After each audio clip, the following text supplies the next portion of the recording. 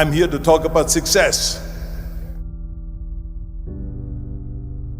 The first rule of success is to have a vision. You see, if you don't have a vision of where you go, and if you don't have a goal where you go, you drift around and you never end up anywhere. I mean, as you know, I was born in 1947 in Austria after the Second World War. So I was very fortunate that I stumbled onto my vision. And I didn't really like Austria when I grew up. I couldn't wait to get out of there. I couldn't see myself becoming a farmer or a worker in a factory or anything like that, even though my parents wanted me to stay there and have a normal life. But that was their vision, not mine. My vision was totally different. I felt that I was born for something special, for something unique, for something big. Then one day I went to school. I remember I was 11 years old, and they showed a documentary about America. And there they showed in this documentary the huge skyscrapers, the high-rises, the huge bridges, the 6-lane freeways, and all of this stuff. And I said to myself, that's where I want to be. I don't want to be around here with these little farmhouses and these little buildings. I want to be in America. And one day after school, I walked by a store in Graz. So I went inside and I looked around and I looked at this stuff, and I saw a magazine. I saw a bodybuilding magazine that had Reg Park on the cover. Reg Park was then a 3-time Mr. Universe. And I saw him on the big screen as Hercules. I read that and I said to myself, wow, this is the blueprint for my life. This is exactly what I want to do. I want to become a bodybuilding champion just like Reg Park. I want to get into movies just like Reg Park. And I want to make millions of dollars and be rich and famous just like Reg Park. Do you know how great it felt that I knew where I was going? Imagine the majority of people don't know where they're going. I knew where I was going, that I'm going to become this bodybuilding champion just like him. So it was just a question of how do you do it? I was so relieved, because when you have a goal, when you have a vision, everything becomes easy. So people always ask me, when they saw me in the gym in the pumping iron days, they say, why is it that you're working out so hard? 5 hours a day, 6 hours a day, and you have always a smile on your face. And I told people all the time, I said, because to me, I'm shooting for a goal. In front of me is the Mr. Universe title. So every rep that I do gets me closer to accomplishing that goal, to make this goal, this vision turn into reality. Every single set that I do, every repetition, every weight that I lift will get me a step closer to turn this goal into reality. So I couldn't wait to do another 500-pound squat. I couldn't wait to do another 500-pound bench press. I couldn't wait to do another 2,000 reps of sit-ups. I couldn't wait for the next exercise. With the age of 20, I went to London and I won the Mr. Universe contest as the youngest Mr. Universe ever. And it was because I had a goal. So let me tell you something, visualizing a goal and going after it makes it fun. You got to have a purpose no matter what you do in life. You got to have a purpose. 74% hate their job in America. Now this is not much different when you come to Europe.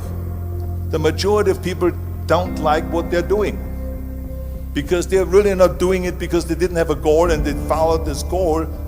They just aimlessly drift around, and then all of a sudden there's a job opening, so they get that job because you have to work.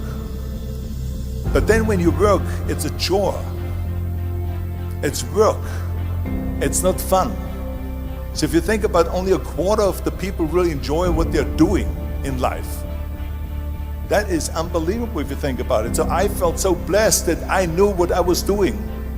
It's like a medical student that studies and knows he wants to become a doctor. You know where to go. And the same thing is also in politics. I remember that in politics, I had a very clear vision that I will be the leader of California. This is as far as I could go because I was not born in America, so I could not run for president. So being the governor of the fifth largest state, I should say the largest state, the fifth largest economy in the world, was for me really the ultimate title, the ultimate accomplishment in politics.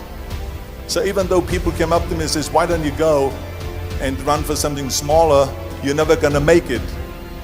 I ran for governor, and then 2 months later I became governor of the state of California.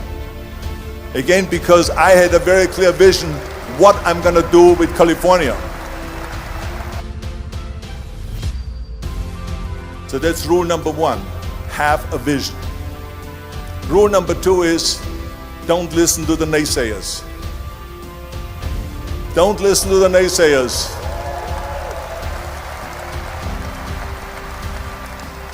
Everything I ever did, the thing that I heard out of people's mouth was, that's impossible. That can't be done. Or no. That is exactly what I heard, and of course I proved to the people that it can't be done. So whenever someone said to me, it can't be done, I heard, it can be done. When they said no, I heard yes. And when they said it's impossible, I heard it is possible. I'm a strong believer of what Nelson Mandela said, that everything is always impossible until someone does it. Well, I'm gonna be the one, I said to myself, I'm gonna do it and I'm gonna show it to them. Maybe it has never been done before. That's perfectly fine with me. But I'm gonna do it. And I did not listen to the naysayers. It's all about the hard work that you put in. I said to myself, in bodybuilding I worked out 5-6 hours a day. I'm going to do the same thing now for acting. And of course I went to college to study English. I studied the accent removal, acting classes, and all of this stuff all day long. I worked and I worked and I worked. And within a short period of time I made one movie called Hercules in New York, which of course went right into the toilet. But it didn't discourage me. I still had the same vision. And then all of a sudden I did Streets of San Francisco. I did Stay Hungry and Pumping Iron and The Villain. And then all of a sudden I was asked by Dino De Laurentiis and by Universal Studio to star in Conan the Barbarian. And after I did Conan the Barbarian, the director at the press conference said to the press, the director was John Milius, he said to the press, if we wouldn't have had Arnold, we would have had to build one. So think about that. The very body that they said can never be sold because the time is wrong, a few years later, I'm doing Conan the Barbarian, and it was the #1 hit at the box office when it came out in the summer of '82. Think about that. And the director says, if we wouldn't have had his body, we would have had to build one. So all of a sudden, my body became an asset, not a liability. And the same thing was with Terminator. After we were finished filming Terminator, Jim Cameron said to the press, if Arnold wouldn't have had that accent and talked like a machine, I think the movie wouldn't have worked. So think about that. The body and the accent that they attacked was an asset. But I didn't listen to those losers. I didn't listen to them at all. It's just the reality of it is that you cannot listen to the naysayers. So this is a very important lesson for all of you. So when someone says, no, this is a stupid idea, you in your mind, you don't have to say it, but in your mind just say this, fuck you, you're an asshole. What do you know?